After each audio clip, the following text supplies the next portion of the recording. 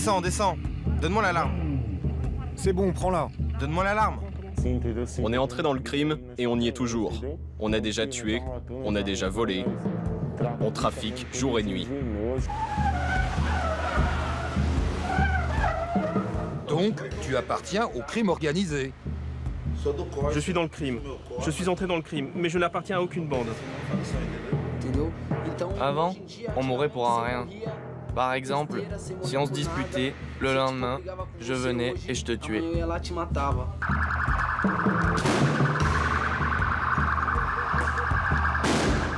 Regarde, un tatouage de clown.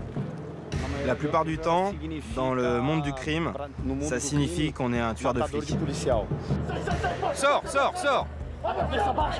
Baisse la tête! Allez, on baisse la tête! Le problème, c'est l'égout. Parce que quand il pleut, l'eau entre dans les maisons. Les rats, il y en a partout. Qu'est-ce que t'es venu chercher ici? De la poudre? Non, j'allais... Dis la vérité, qu'est-ce que t'es venu chercher? De la poudre ou du crack? Je ne prends pas de crack, monsieur. J'ai une fille qui est aveugle à cause du crack. Elle est née déficiente visuelle à cause de cette merde.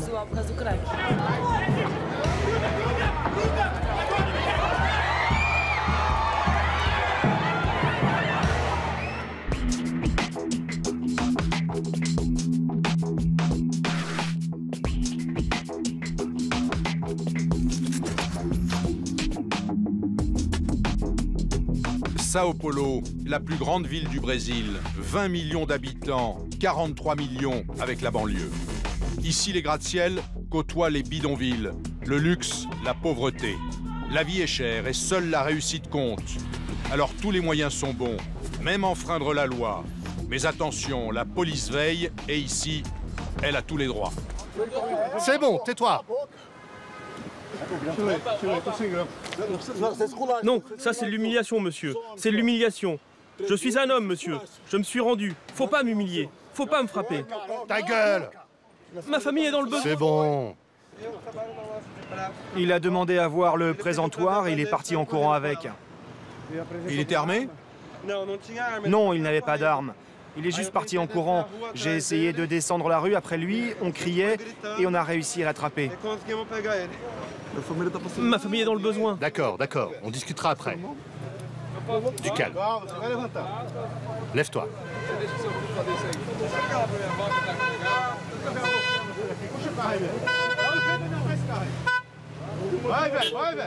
Ce voleur n'a pas eu de chance. Dans sa fuite, il a croisé des policiers en civil. Interpellé sans ménagement, c'est dans le coffre d'une voiture qu'il est emmené au commissariat.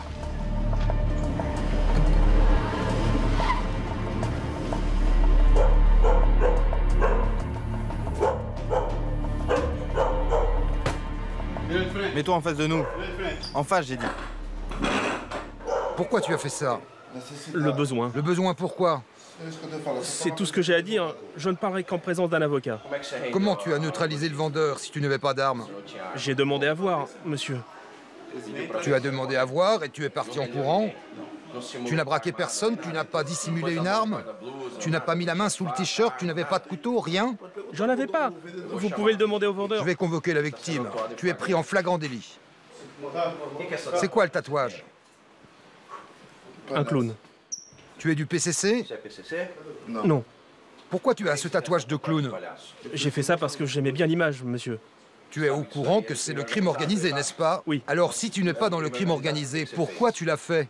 Puisque toi-même, tu dis être au courant que c'est un tatouage du crime organisé. Donc, tu appartiens au crime organisé. Je suis dans le crime. Je suis entré dans le crime, mais je n'appartiens à aucune bande. Difficile à croire, car à Sao Paulo, tous les délinquants, ou presque, sont sous la coupe du PCC. Premier Commando Capital, c'est son nom, la première organisation criminelle au Brésil. Organisée comme une mafia, hiérarchisée. L'inspecteur Fabiano lui a déclaré la guerre. Nous avons commencé à dresser l'organigramme de tous les membres à la tête de l'organisation criminelle. Nous sommes partis de Marcola et nous sommes passés à d'autres leaders qui sont des donneurs d'ordre en dessous de Marcola. et qui coordonne toutes les activités criminelles par secteur. Nous avons donc le secteur de l'information, le secteur du racket, le secteur de collecte des contributions de chaque criminel et le secteur d'achat et de vente de drogue, appelé progrès. Chaque secteur, correspondant à une activité de l'organisation, possède un responsable qui s'occupe de ces activités dans sa région. Et au moindre soupçon de connexion mafieuse, les téléphones sont mis sous écoute. Je n'autorise pas sans voir la qualité, compris? Faut voir la qualité. Et s'il te le propose à 50 € le gramme, c'est difficile à vendre. Ça sert à rien que j'aille la chercher, hein. Si c'est pour avoir des problèmes avec toi, ça sert à rien. Le premier interlocuteur, qui est un criminel en liberté, est en train d'appeler son supérieur, qui est l'un des chefs de l'organisation criminelle, pour lui demander si ça l'intéresse d'acheter 2000 kilos de drogue. Il dit que ce n'est pas de la bonne qualité.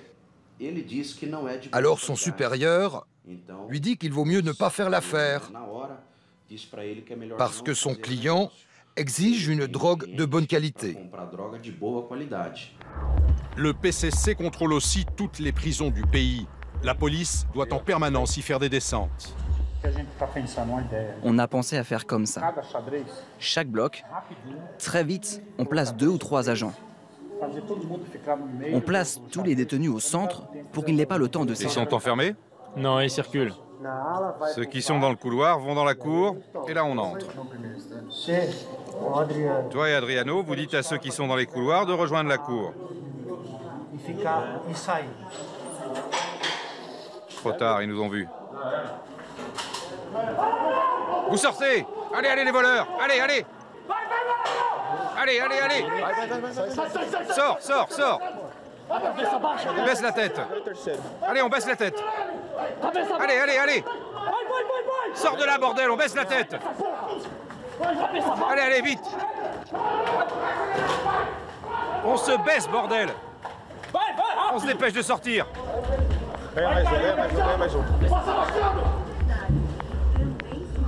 Les policiers vont tout fouiller. La prison de San Bernardo do Campo, dans l'état de São Paulo, est surpeuplée, insalubre. Et surtout, parmi les quelques 500 prisonniers qui s'y entassent, de nombreux dirigeants du PCC, qui continuent, depuis leur cellule, à diriger leurs affaires à l'extérieur.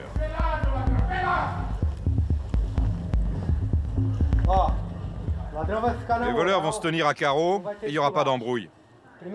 À la première plaisanterie, au premier cri, au premier « ou », vous allez morfler. C'est bon, c'est compris? Alors tout va bien se passer.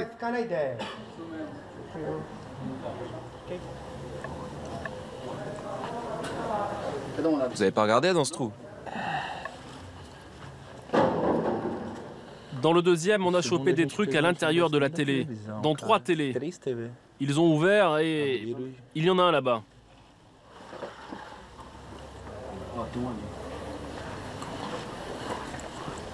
Ça communique avec l'autre cellule. Les policiers sont à la recherche de téléphones portables. Alors tous les prisonniers sont tenus de se déshabiller pour être intégralement fouillés. On arrête de tousser. Si vous faites les marioles, vous aurez droit aux balles en caoutchouc.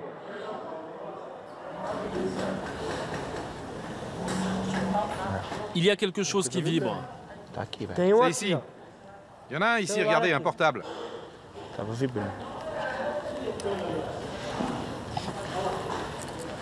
Ça a vibré, il y a un portable ici.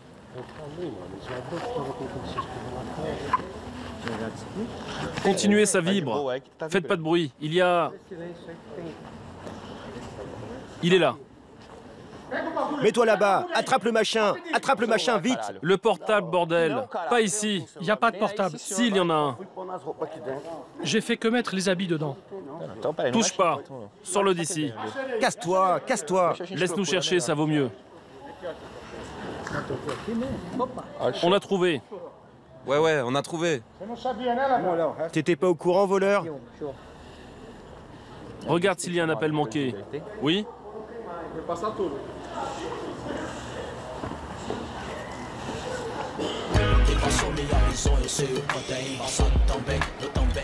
La plupart des détenus de San Bernardo viennent de ces quartiers, les favelas de São Paulo. La mégapole en compte plus de 600 de ces bidonvilles. Jackson, le rappeur, a grandi là, avec ce qu'on appelle ici les bandits. Comme eux, il voulait être riche. Et au Brésil, pour ceux qui n'ont pas la chance d'avoir fait des études, il n'y a pas beaucoup de choix pour s'en sortir. Le foot, le crime ou la musique. On a toujours eu un rêve, moi et Amaral, celui d'être joueur de foot. Mais bon, ça n'a pas marché. Alors grâce à Dieu, Dieu nous a bénis dans la musique et il nous a donné ce trophée. C'est notre titre de champion. Ouais. Ici, c'est notre studio. Ces gamins des rues ont toujours eu l'impression d'être des laissés pour compte. Alors la délinquance, pourquoi pas? L'inspiration, d'où elle vient? Elle vient de notre vérité, de notre vécu, notre quotidien, qui est le ghetto, la favela. Et notre motivation, c'est les enfants. Ça vient de notre famille, de tout ce qui nous entoure, tout ce qu'on vit, tout ce qu'on voit. Le gouvernement n'a jamais rien fait pour nous. Donner un coup de pouce, de l'éducation. Il n'y a pas d'école dans la favela. Ils n'en ont rien à faire, ils préfèrent voir la Coupe du Monde, dépenser des millions. Du coup, beaucoup de trafiquants, des gens du commando prennent conscience de ça et veulent améliorer les conditions de vie de nos familles, de nos enfants. Sur cet aspect, indépendamment du fait qu'ils vendent de la drogue, ce qui est positif, c'est qu'ils aident les habitants. Après avoir quitté la criminalité, ma maison a malheureusement pris feu à cause des actes de certains habitants. Et ils m'ont apporté de l'aide. Ils m'ont donné un tas de choses. Des habits, de la nourriture. Alors que le gouvernement, tu sais ce qu'il a fait? Ils m'ont donné 3 matelas. Tu sais, les tout fins là, où c'est pareil que dormir par terre. Et des couvertures qui chauffaient que dalle. Alors que les criminels sont très critiqués. Mais qu'est-ce qu'ils ont fait, eux? Eh bien, ils sont arrivés avec une montagne de trucs. Et les enfants étaient heureux. As crianças saiu feliz. Tem dia que é foda, bate aquele desespero, mas desanima não, escute o rádio, que nós estamos na missão. Fecha com nós e tamo junto na corrida. Você vai ter altos e baixos, mas não desista, não importa se ganha, não importa se bate apanha. Faça como o gato, busque seu espaço na manhã. Tô buscando o amanhã, a guerra de São Paulo é bem pior que o Vietnã. Mato o leão por dia e não me sinto como o rei. O que Milton falou, nenhuma palavra ignorei. Jackson va nous emmener dans sa favela, l'une des plus dangereuses de Sao Paulo. Mais il tient à nous présenter sa cousine. C'est elle qui l'a sorti de la drogue. Dieu souverain, Père éternel, j'invoque encore une fois ta présence, Père. Pardonne nos péchés, nos erreurs, que le nom du Seigneur soit loué. C'est ce que je te demande et je t'en remercie. Au nom du Père, du Fils et du Saint-Esprit. Amen. Ma mère a été arrêtée en 2005-2006 à cause des drogues. Elle transportait de la drogue pour mon père et la police l'a attrapée. Elle est restée 2 ans et 4 mois en prison. Je ne l'ai pas vue pendant 1 an et 5 mois. Un jour, je suis arrivée ici, j'ai vu mon cousin drogué et j'ai dit on va se mobiliser parce que je voulais vraiment changer sa vie. Sa rédemption, Jackson la doit à sa cousine et à la musique. Comme beaucoup de gamins de ces quartiers, il était tombé très jeune dans la délinquance. À 12 ans, je suis entré dans le trafic de drogue. À 13 ans, je tenais déjà un point de vente. Je commandais une douzaine de gars. Alors il y a une époque où j'étais perdu, carrément. Et je m'en suis petit à petit rendu compte. J'ai vu plusieurs personnes mourir des drogues que j'ai vendues. J'ai vu beaucoup de familles se détruire à cause des drogues que j'ai vendues, que je fournissais à mes employés pour qu'ils les revendent. Ouais, ma vie c'était ça. Alors je me suis retrouvé dans ce monde-là, dans une perdition terrible, parce que chaque jour c'était pire. C'était les contrôles de police, les humiliations, la pression sur ma famille, des gens qui entraient chez moi pour tenter de me tuer, ou bien les luttes contre les factions rivales, des tirs, des coups de couteau, il y avait de tout. Dieu m'a déjà sauvé de tant de morts. Il m'a sauvé de la main de plein de gens, d'être exécuté par la police, d'être tué par des factions rivales. Alors ça me fait trop mal. Parce que maintenant que j'ai une autre façon de voir les choses, personne n'est digne d'ôter la vie de personne.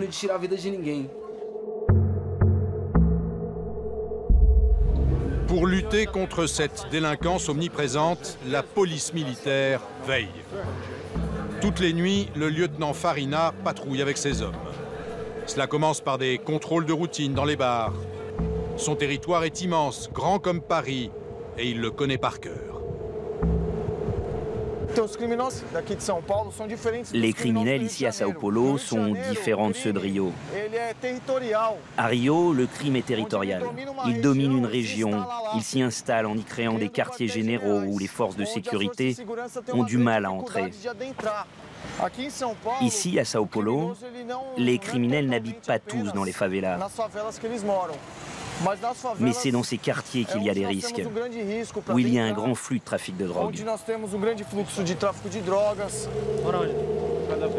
Plus la nuit avance, plus les risques sont grands. Quand on pénètre dans une zone à haut risque, notre stress est élevé.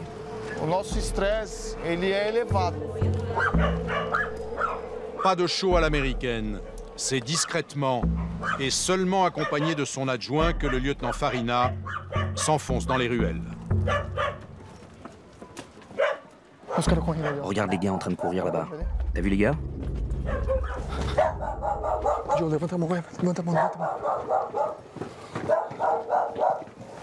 Lève tes mains, lève tes mains, lève tes mains, viens ici, viens là, viens là. Jette-la.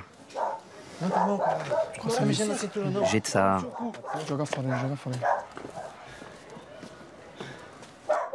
Où est-ce que tu habites? Ne t'appuie pas au mur, là. Ne t'appuie pas au mur, les mains en arrière, écarte les jambes. J'habite la rue au-dessus, monsieur. Mon cul, oui. Qu'est-ce que t'es venu chercher ici? De la poudre? Non, j'allais... Dis la vérité, qu'est-ce que t'es venu chercher? De la poudre ou du crack? Je ne prends pas de crack, monsieur. Seulement de la poudre? Tu allais juste te faire une dose? Et tu as dit réel sur toi? J'en ai pas, monsieur. Lève ton t-shirt, lève ton t-shirt. Viens, viens, viens. T'habites où? Là-bas. Vas-y, vas-y. Tu peux remarquer que le mouvement ici est incessant. Il y a beaucoup de monde qui passe. Il y a des types qui disent qu'ils habitent ici, mais ils sont venus acheter. Mais comme notre présence a déjà été repérée par les dealers, du coup les types se sont probablement déjà cassés. Ils nous ont vus entrer au moment où on descendait les escaliers. Tu as déjà été arrêté? Oui, monsieur. Pourquoi? Vol à main armée. Combien de fois? Une seule fois. Viens par ici, recule un peu. Qu'est-ce que t'as volé? Une voiture. Quand?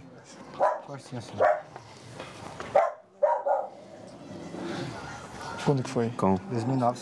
2009. Tu as pris combien? Jusqu'en 2011. T'as tes papiers? Non.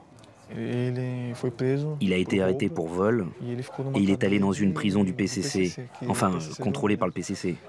Donc ici, c'est probablement une favela du PCC, parce que s'il est ici, c'est parce que c'est au PCC. Seul ce garçon fera l'objet d'une vérification d'identité. Le lieutenant espère en faire un indique. Les autres ne l'intéressent pas. Allez, cassez-vous tout le monde là. Allez, descendez, descendez. Allez, tout le monde là. On descend. C'est fini, conneries.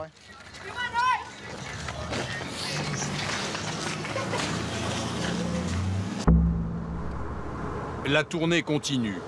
Il est 2 heures du matin, l'heure où le trafic bat son plein à Sao Paulo.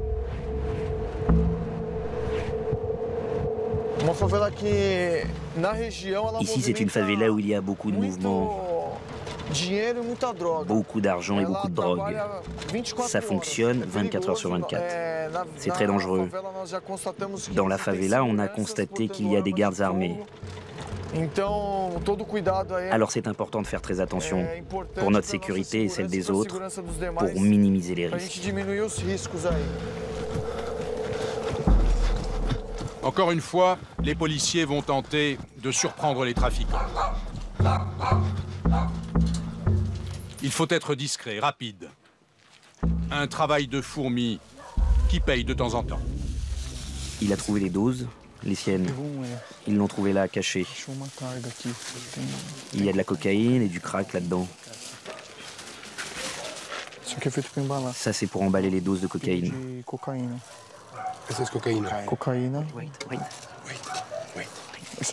C'est par l'eau. C'est fermé, il fractionne.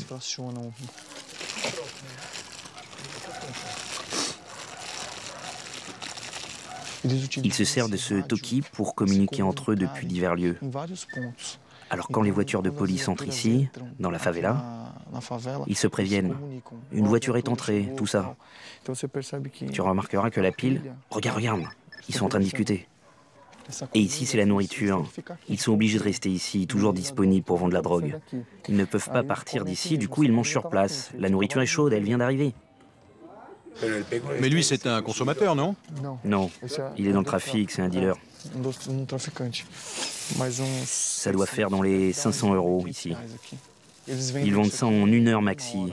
Et puis ils renouvellent le stock. Ce point de vente, il fait circuler plus de 10 000 € par jour, voire beaucoup plus. Ça peut aller jusqu'à 16 500 € par jour. C'est un point de vente d'au moins 330 000 € par mois.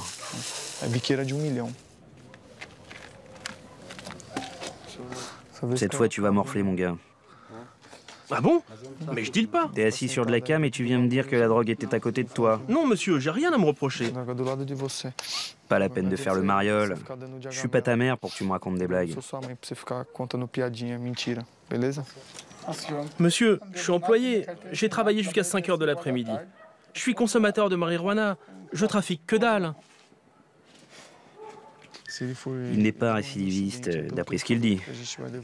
Parce qu'on va vérifier son identité pour voir s'il n'est pas en train de mentir. Et s'il n'a pas déjà un casier. Lui, c'est minimum 2 ans. Après vérification, le garçon rejoindra ses camarades dans une des prisons de l'État de Sao Paulo.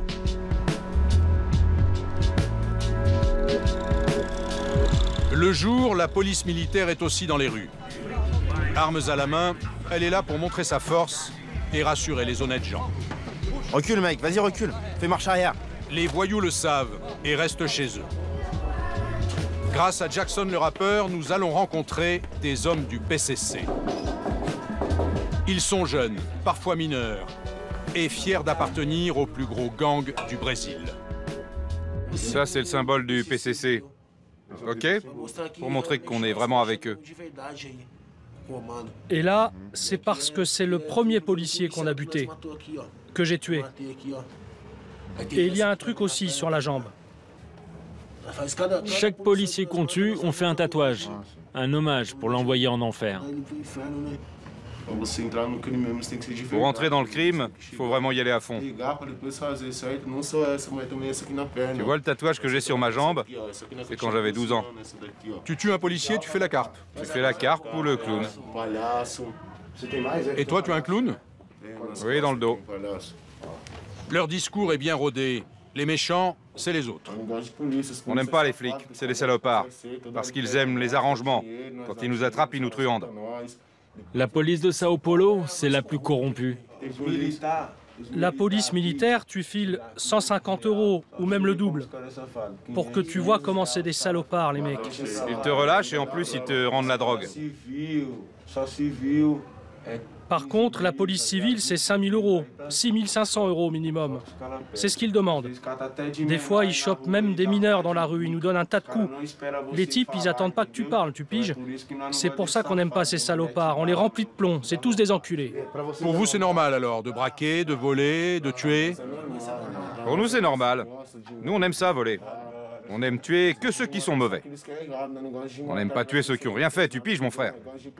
On aime choper les mecs qui sont mauvais. Si on voit qu'un type est carrément mauvais, on le bute direct. On aime ça. Qui est-ce qui commande dans la favela? Chaque favela a son représentant du crime, du PCC. Chaque favela a son frère qui assure la discipline dans la favela. Si tu as fait une connerie dans la favela, genre pécho la femme d'un pote, d'un frère à nous, c'est ce qu'on appelle un talarico. On te demande des comptes, tu piges? Et tu passes à l'addition. Les violeurs en premier. Eux, ils ont aucune chance. Faut les tuer direct. Notre mission, c'est quoi? On discute avec tous les frères. Après, on va voir le type avec plusieurs mecs, d'accord? En fonction du résultat, il n'y a pas à discuter. Notre mission, c'est choper et enterrer le gars. Et vous avez déjà regretté d'avoir tué quelqu'un? Non.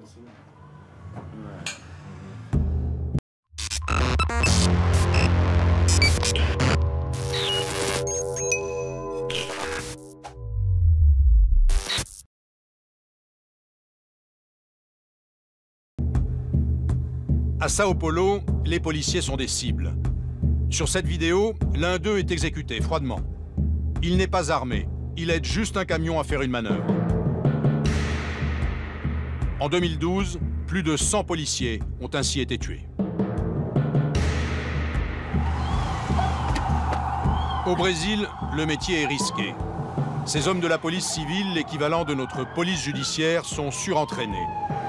Chaque sortie est préparée avec minutie. Chaque homme sait qu'il risque sa vie et doit compter sur ses partenaires. À Sao Paulo, la densité de la population est la plus élevée du pays. Et le terrain ne leur est pas favorable.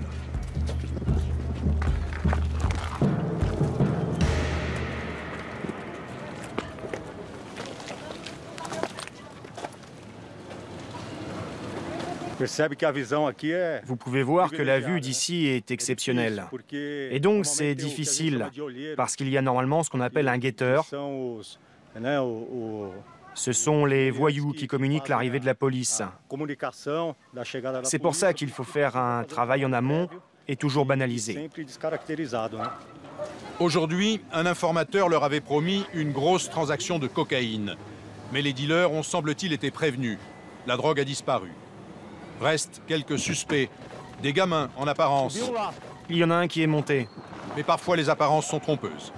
Pourquoi il est monté, hein? Pourquoi il est monté? Reste là. Tu t'agites pourquoi? Garde les mains sur la tête. T'as un casier?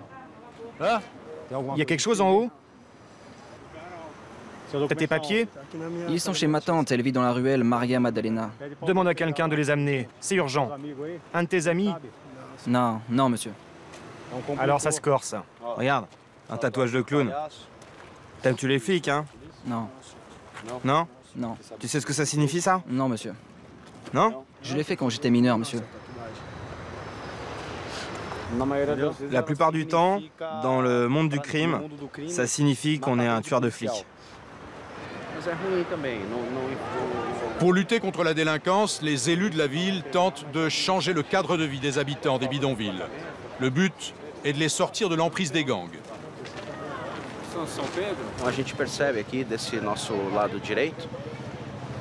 On peut voir de ce côté droit que l'État est présent, que l'État goudronne les rues, construit des habitations, cherche à faciliter l'accès de la police. Parce que c'est très difficile de combattre la criminalité dans un endroit comme celui-ci, avec des rues non goudronnées, des maisons construites sur les collines de façon totalement irrégulière. Et ça finit par leur donner le sentiment qu'il n'y a pas de règles. Il y a une inversion des valeurs. La population respecte la loi du crime et ne respecte pas la loi de la société. Et ça, c'est très mauvais. Alors la population doit être consciente que la police est toujours en action dans toutes les situations. Mais comment supprimer les bidonvilles quand chaque jour des milliers de Brésiliens viennent tenter leur chance à Sao Paulo? Gloria Atibaia lutte depuis des années pour améliorer les conditions de vie dans sa favela. La compagnie des eaux est en train d'installer le réseau de canalisation dans la favela. Dès qu'ils auront fini, il n'y aura plus de déjection dans l'eau. Mais en ce moment, elle est contaminée. Les enfants vont pêcher, ils ne se rendent pas compte.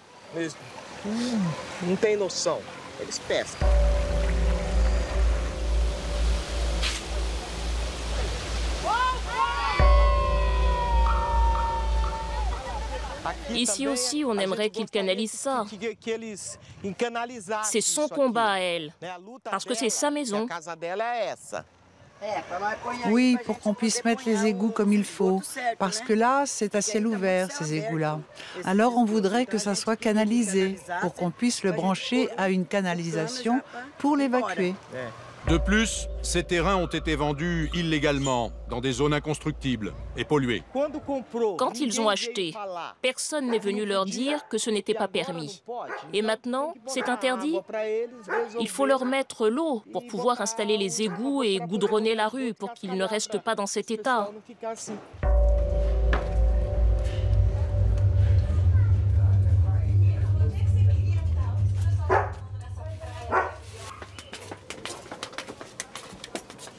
Ici, c'est ma petite maison, là où je me cache. Ici, c'est une petite salle de bain. On se sert des toilettes et ça part dans l'égout, à ciel ouvert. Il n'y a rien d'autre à dire. Ça part derrière la maison, dans l'égout. C'est la maison de ta mère? Oui, ma mère habite ici.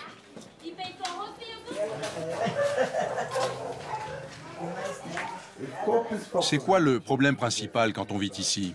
Le problème, c'est l'égout. Parce que quand il pleut, l'eau entre dans les maisons.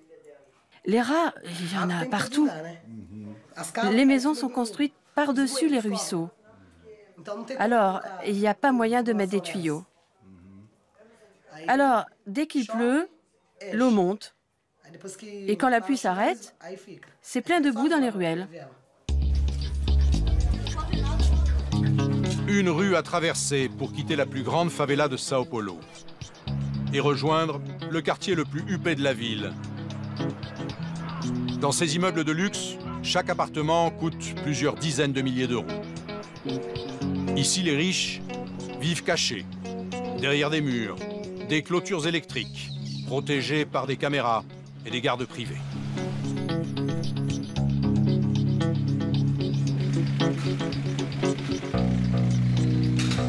Jamis dirige une agence de publicité avec sa femme. Lou, aujourd'hui, ça va être un peu chaud. Ce mur va disparaître et une de ces salles va être éliminée. Donc il va falloir redécorer tout ça. On aura plus d'espace. Il faut organiser tout ça. Ça va prendre beaucoup de temps, ok? Ok. Ok, je vais à l'agence. Depuis son bel appartement, Jamis surplombe la favela. Il y a beaucoup de mouvements, c'est très agité. Jusqu'à la mi-décembre 2013, nous avons eu beaucoup de problèmes de braquage devant l'entrée de l'immeuble. Nous avions 2 vols par jour. Un le matin au petit déjeuner et un en rentrant du travail. Les résidents se sont associés pour se partager la dépense avec des policiers. Ce n'est pas une société de gardiennage. Ce sont des policiers qui se réunissent pour assurer notre sécurité devant la porte. Je fais très attention au moment d'arriver ou de partir. J'ai toujours eu la précaution d'appeler le gardien avant, pour qu'il ouvre rapidement la porte du garage. Je ne circule pas à pied pour éviter ce genre de problème. Sa femme Luana a aussi appris à faire attention, c'est-à-dire à rester discrète pour éviter les problèmes. J'ai déjà été braquée 5 fois, mais ici dans le coin, pas encore. Mais je sens que je ne suis pas en sécurité, surtout en fin d'après-midi, début de soirée. Moi-même, je ne sors jamais avec mon portable à la main. Je suis sortie acheter du pain, j'ai laissé ici mon portable, mon sac. J'enlève mon bracelet pour ne pas attirer l'attention.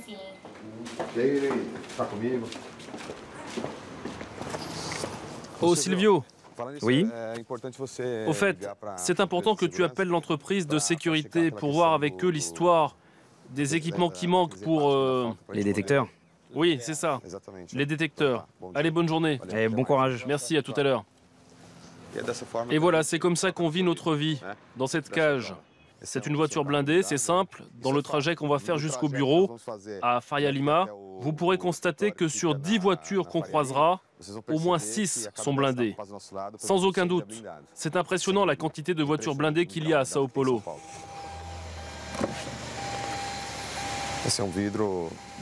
Ça, c'est du verre blindé de niveau 3.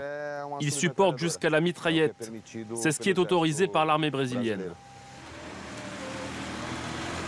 Dès qu'il quitte sa cage, comme il dit, malgré sa voiture blindée, Jamis est sur ses gardes en permanence. Le moment de la sortie est un moment très important parce qu'il faut faire très attention. C'est un moment où tu es fragilisé. On peut se faire accoster dans une situation comme ça. Si je vous disais que je n'ai pas peur, je vous mentirais.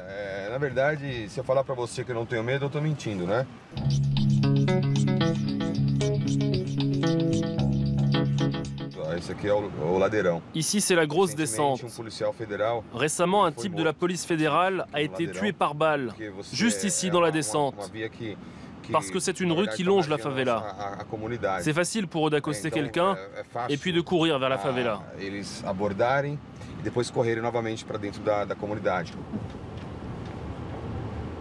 Tiens, regarde, une voiture blindée. Il suffit de regarder les vitres. Elles sont plus robustes, entourées d'une bande. Dès qu'ils ont un peu d'argent, les habitants de São Paulo s'entourent d'un luxe de précaution. Mais pas question pour autant de quitter cette ville en perpétuel mouvement, car c'est ici que tout se passe. Jamis ne déroge pas à la règle. Pour être dans le coup, il a installé ses bureaux dans un immense salon de coiffure, pour milliardaires bien sûr. Ici, tout n'est que luxe et volupté.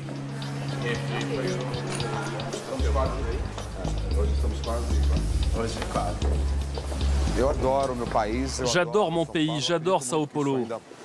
Je crois fermement que ça peut s'améliorer beaucoup. Ça dépend de la population. Si tu éduques un enfant à 15 ans, il ne sera évidemment pas dans les feux rouges, en train de demander de l'argent ou de commettre un délit. Même s'il y a le carnaval, la fête, le Brésilien travaille beaucoup. Dans cette ville tentaculaire, la circulation est infernale. Au moindre embouteillage, les voleurs rôdent.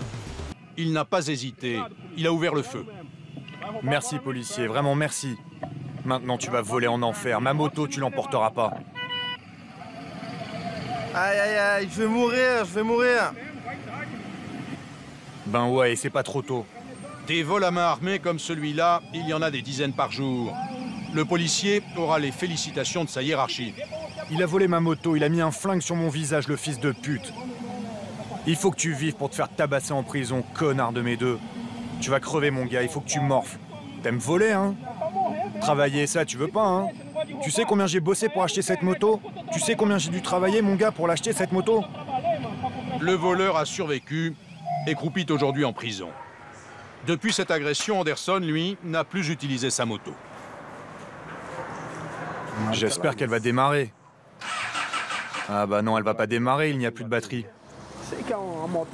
C'est une moto très convoitée, mais je ne m'imaginais pas que je courais un risque aussi grand. Malheureusement, on vit dans un pays et dans un état comme Sao Paulo où la violence semble banalisée.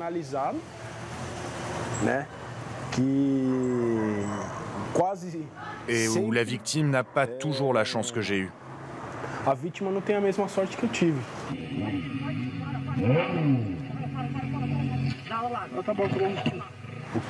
Ce qui m'a le plus fait peur, c'est que je regardais tout le temps sa main. Je regardais l'arme et je voyais qu'il avait le doigt sur la détente. Et il y a eu un moment où il a cogné l'arme contre mon casque. C'est le seul moment où j'ai eu peur. Je voulais juste qu'il se casse, qu'il ôte l'arme de mon visage et s'en aille le plus vite possible. Quand j'ai vu le policier sortir de la voiture et tirer sur le mec, c'était une sensation de soulagement. Le bandit vole une moto comme celle-là et va à coup sûr commettre un autre vol. Et va fuir les lieux le plus vite possible, parce que la moto le permet. Des vols bien souvent commis par des toxicomanes en manque de drogue. São Paulo en compte des dizaines de milliers. Ici, la drogue la moins chère et la plus dangereuse, c'est le crack. Moins d'1 euro la dose. En plein jour, en plein centre-ville, voici Cracolandia, la ville du crack, un petit quartier, quelques rues dédiées à cette drogue.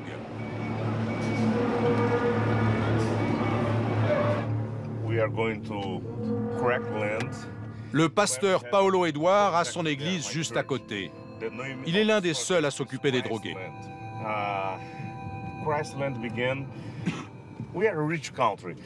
Nous sommes un pays riche, mais la corruption ici est partout.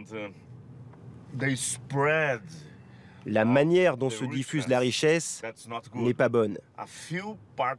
Une toute petite partie de la population est extrêmement riche, mais la majorité de la population est pauvre. Et c'est le véritable problème au Brésil. Le gouvernement, les riches, tout le monde ferme les yeux sur cette réalité. On va à Crackland. Vous allez voir, cette rue est bondée de drogués au crack. Il y a aussi des dealers parmi eux.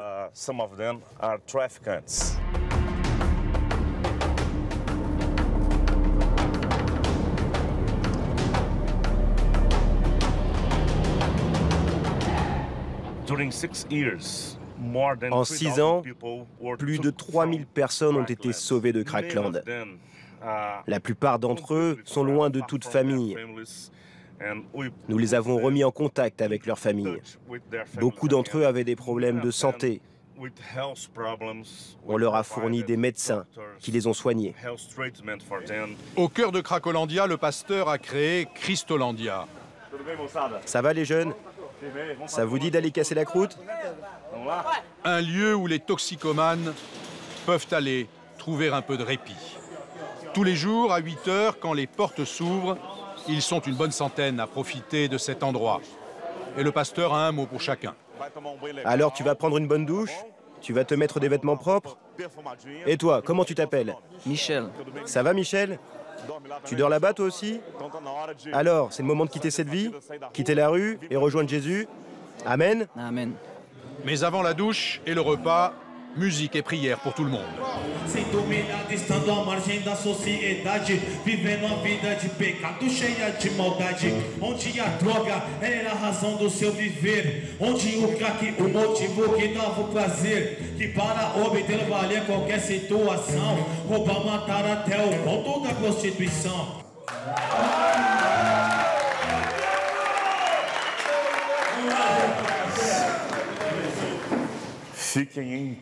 Soyez en paix. Vous savez qu'on est là pour vous aider. C'est pour ça que nous sommes ici. C'est pour ça que Cristolandia est en pleine Cracolandia. Pour que la lumière du Christ brille au milieu des ténèbres. À cet instant, je ne veux plus des ténèbres.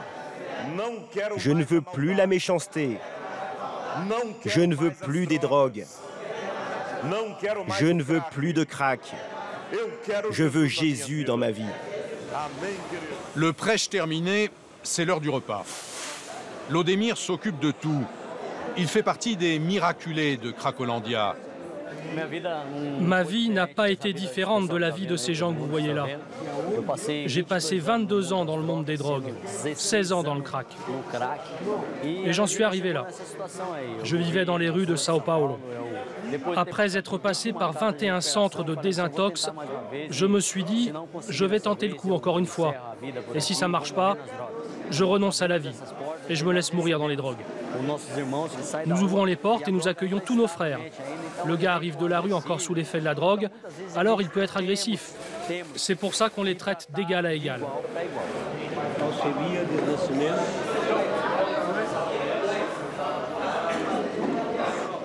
Mes drogues, c'était la poudre et la boisson. J'ai tout perdu. Mes papiers, ma famille. Ma mère ne veut plus me voir et mon père c'est pareil. J'ai 3 enfants. J'ai une fille qui est aveugle à cause du crack. Elle est née déficiente visuelle à cause de cette merde. Et même avec ça, j'arrive pas à arrêter de fumer cette saloperie. Rien qu'en prison, je suis resté pendant 10 ans. Alors tu peux t'imaginer ce que j'ai pu me faire, ou ce que j'ai pu faire aux autres.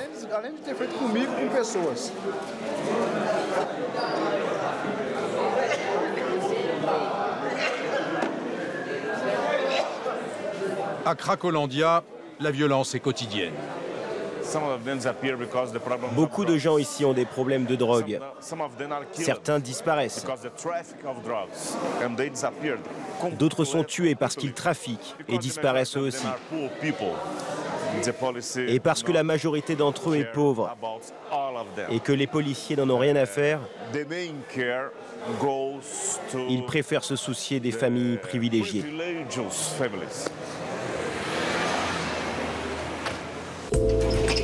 Pour échapper à la drogue, certains se tournent vers le sport. Mais ici, il est à l'image de la société, violent. Le MMA. Oula d'avant, allez. Comprenez arts martiaux multiples. Déplace-toi, Antonio, allez.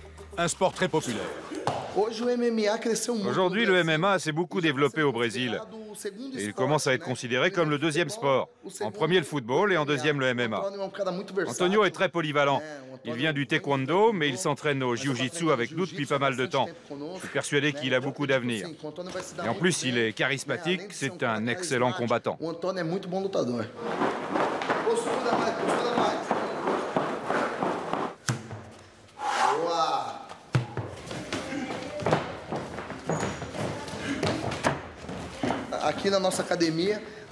Dans notre centre d'entraînement, on a beaucoup de cas de gens qui étaient dans la criminalité et qui sont rentrés dans le rang.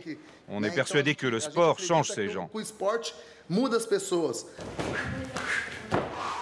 va combattre et le meilleur vaincra. Après, on se salue, une accolade et c'est terminé. Parce que dans ce sport, il n'y a pas de haine. Les amis d'enfance d'Antonio Galvão sont pour la plupart morts ou en prison. Lui a fait un autre choix de vie. La criminalité, c'est quelque chose de très fort dans les communautés pauvres de notre pays. Je viens d'une région pauvre de l'État de Sao Paulo, avec beaucoup de difficultés dans la vie. Mon père était un magicien, il m'a fait et puis il a disparu. Alors j'ai dû apprendre à surmonter les difficultés. J'ai trouvé cette façon de développer ma force intérieure grâce au MMA, aux arts martiaux.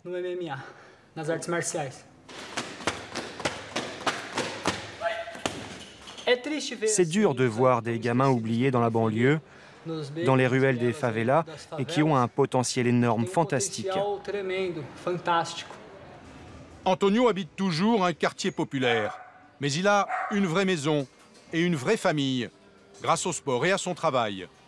En plus du MMA, il est aussi vitrier.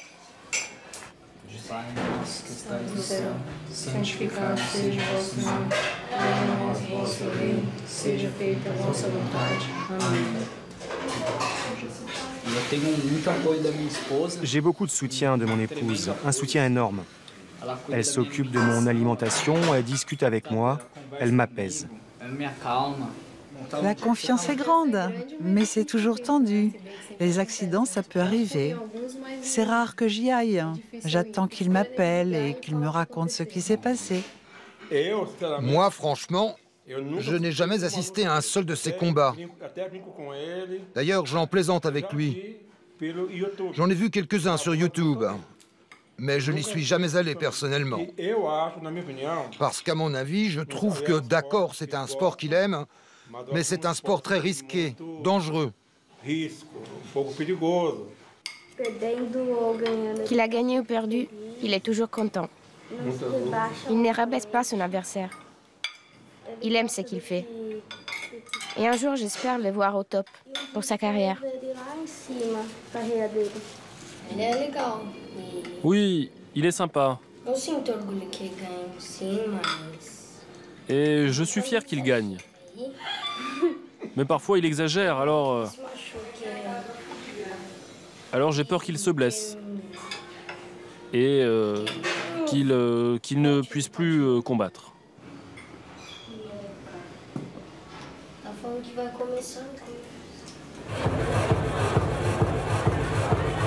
Le MMA est un défouloir pour le public. Dans une cage grillagée, deux hommes s'affrontent sans retenue, tous les coups sont permis. Et plus c'est violent, plus le public aime.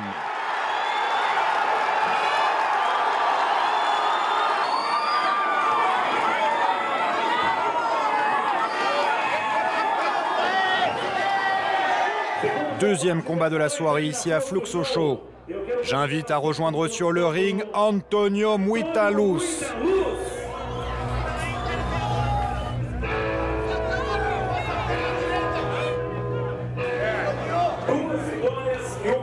Deux victoires et une défaite, 61 kilos, Antonio Muitaluz. Toninho, le chaos, mon frère. Je sais que ça sera toi. Fonce, fonce.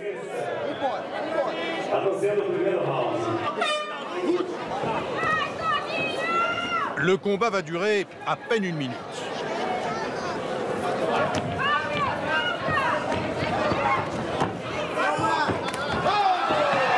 Au début, Antonio est dominé.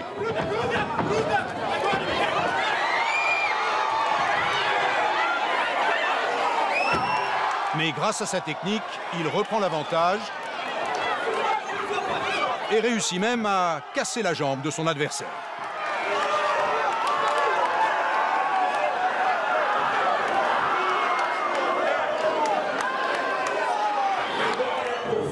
Victoire par soumission, Antonio Muitaluz.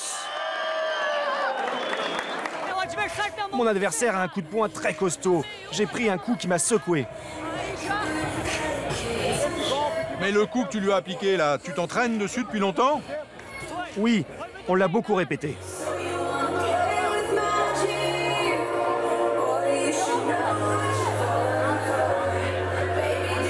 Pendant qu'à l'intérieur de la salle, les gens s'amusent légalement, à l'extérieur, la police municipale patrouille. Dans la banlieue la plus peuplée de Sao Paulo, elle est lourdement armée. Sur la marginale Z, plainte contre un véhicule. Polo argent avec sono à plein volume. Autour de 200-300 personnes sur les lieux. Ça s'appelle un bal funky. Musique, alcool et drogue, en pleine rue. Et c'est interdit. Affirmatif. La 65 informe que sur la rue d'en bas, il y a un grand nombre de personnes. Attention l'équipe, le nombre de personnes a augmenté.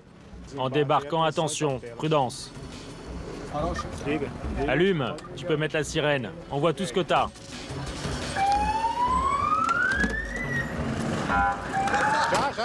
Vas-y, vas-y.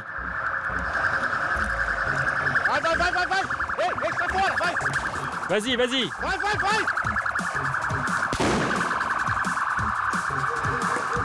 En quelques secondes, tous les fêtards ont disparu. Trouve-moi l'Apollo. Ces fêtes de rue sont organisées par les gangs. Tout est gratuit à part la drogue. Un bon moyen d'attirer de nouveaux consommateurs. Je veux un véhicule pour fermer ici, en bas. Attention aux pierres. En arrivant, on a été reçus avec des jets de bouteilles et de pierres. Alors le meilleur moyen, c'est l'usage progressif de la force. On jette des grenades assourdissantes qui ne sont pas dangereuses contre les personnes pour faire fuir les gens et qu'on puisse établir le périmètre et faire notre boulot. Mais parmi ces personnes qui viennent ici juste pour s'amuser, il y a des trafiquants, des gens qui vendent de l'alcool aux mineurs. D'une certaine manière, ils les financent en apportant le véhicule, en amenant des escort girls pour attirer du monde, attirer les gamins. Ça fait du monde et comme ça, ils peuvent vendre leur drogue et leurs boissons.